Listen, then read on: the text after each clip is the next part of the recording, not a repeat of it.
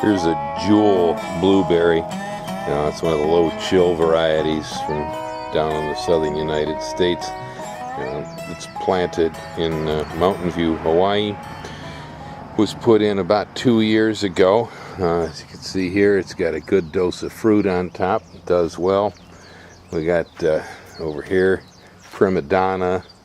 We got Abundance. Blueberries they do pretty well here in this tropical environment. I'm pretty surprised at that. Over here we got dragon fruit. These are fairly new. I grew them from seeds going back about 4 years ago.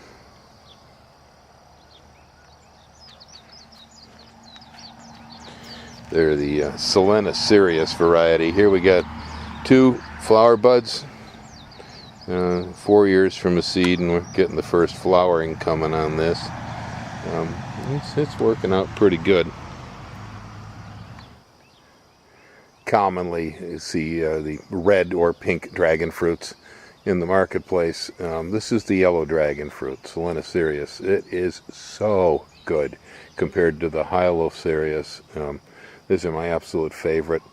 I'm pretty excited about it. We're pretty high up the mountain over here. This is 1,680 feet at this point. Plants seem to be thriving up here. That's a pretty neat thing. These are a perennial sweet pepper. Folks grow around here called a Hawaiian cocktail pepper. It's a really, really delicious sweet pepper. I believe it's a chinense, capsicum chinense, like habanero. It has a smell like that, although the fruit is sweet. It's a bonnet-shaped thing. There's really nothing to pick on here at the moment, I don't think. I don't know. Let's see. There's one right there. Okay, yeah. Yeah, we do have one. There's one right there. See, it's kind of a bonnet-shaped thing. It looks like it might be hot, but this thing is so sweet and so delicious. They call it Hawaiian cocktail pepper here. Here I've got some of the Hawaiian Co trees. These are the trees that we use to make ukuleles, guitars. Use them for the canoes, traditional Hawaiian outrigger canoes made from the koa tree. They're doing pretty well here. They're from seeds. They're 3 years old. Here's an amazing piece. This is about a 3 or 4 year old kukui nut tree. Right now I think the tree is probably spanning maybe 20 feet across. It must be at least 18 feet in the air from a seed I picked up over in Na'alehu when I was there with my son about 3 or 4 years ago. That's a pretty amazing plant. It grows that quick. This is red plumaria. It's a fairly young plant, and these kind of grow pretty slow here for us this high up the mountain, but it's coming along. Put that in a few years ago from a 1 gallon. That's what you use to make the leis out of, fragrant flower. And behind it there we've got 2 jaboticaba. Jaboticaba is a fruit similar to a grape. Looks like a Concord grape. Purple skin, white flesh, a couple of seeds in the middle. It really is very grape-like, but it's from Brazil, I believe. And down below it there we have rows and rows of white pineapples. Underneath a Satsuma mandarin. And there are little pineapples there on the top of some of them. You can see one right there. And here's the first row of coffee on the edge of the yard here going down. This was pruned in February, so it's May now, so it's starting to re-sprout. I took them down to about 4 foot.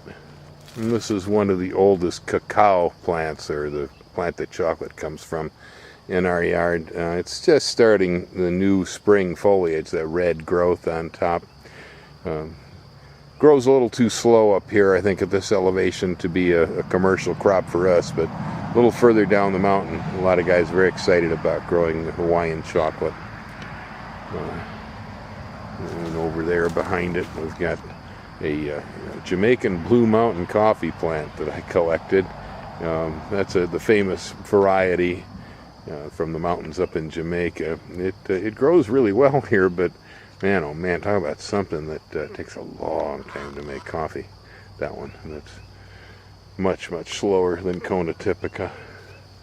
A little bit of spider webbage over there in the sunlight through a macadamia nut. We've got a row here of macadamia trees. I believe I've got about 11 of them now. A row of white pineapples right here. They were planted, I believe, about 6 months back. And right next to them there are the macadamia trees. Eventually the macadamias will get so large that they're going to take up the sun back here, but for the meantime I'm able to raise these white pineapples. Right over there is a patch of sweet potatoes, and beyond it there's some small rambutans. We got abiyu tree over there and some pulasan and banana cuttings. There's the Hawaiian mountain apple. That's a local favorite. It was brought here in the canoes with the first settlers.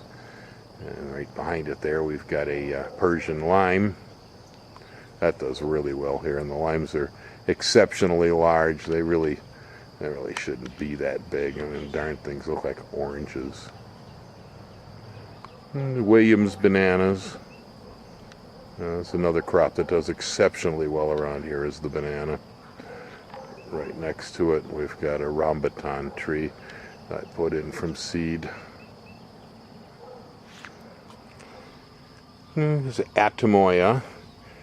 Behind it a pulasan and a banana cutting, and then way down there at the end we've got an ice cream bean, an inga. Those things get huge. Here's some middle-aged rows of coffee. I have larger, older coffee over here on this side, but we started to go from the Kona typica into the dwarf Catera variety over here, much shorter plant. Between the coffee we've been putting in white pineapples. I've also been sticking in a few koa tree right here, again the Hawaiian hardwood tree.